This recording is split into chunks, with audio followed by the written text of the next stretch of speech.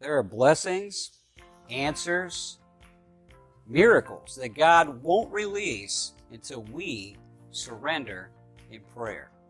We're going to talk about the prayer of surrender today, and that has to do with us coming to a place in our prayers where we choose God's will over our will, where we're willing to let go of what we think is best in order for God to give us what He knows is best. Think about Jesus in the Garden of Gethsemane.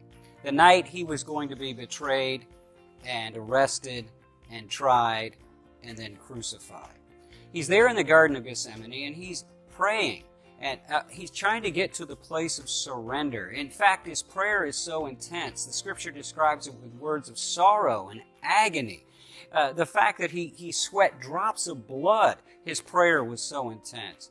And yet He came to the place where He was able to say, "Not as I will, but as you will."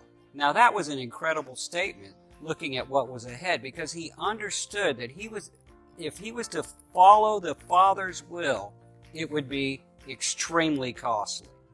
Probably one of the most amazing sacrifices anybody could possibly imagine.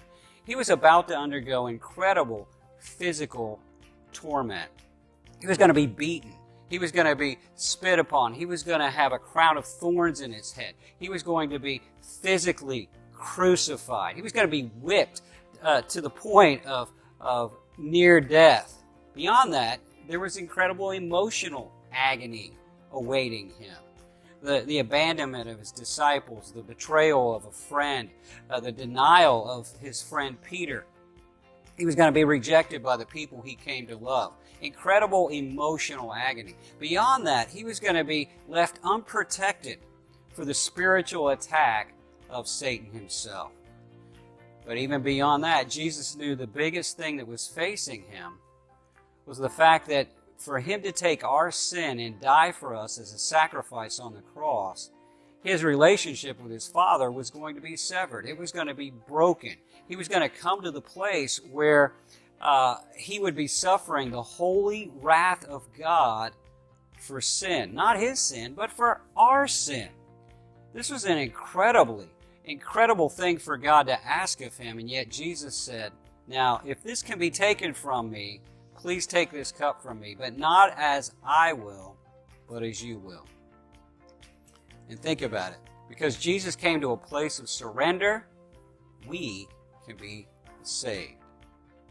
There are blessings, there are miracles, there are answered prayers that God holds back until we're ready to surrender what we think is good, surrender to what He knows is best. I want to encourage you to pray prayers of surrender today. I try to regularly go through my life and yield to God myself, my wife, my kids, my grandkids, my friends, my ministry, my finances, my material things, my health. My past, my present, my future. I try to surrender all these things to God and make sure that He is first in my life above everything else. I encourage you today to take a few minutes and surrender everything in your life to God in prayer.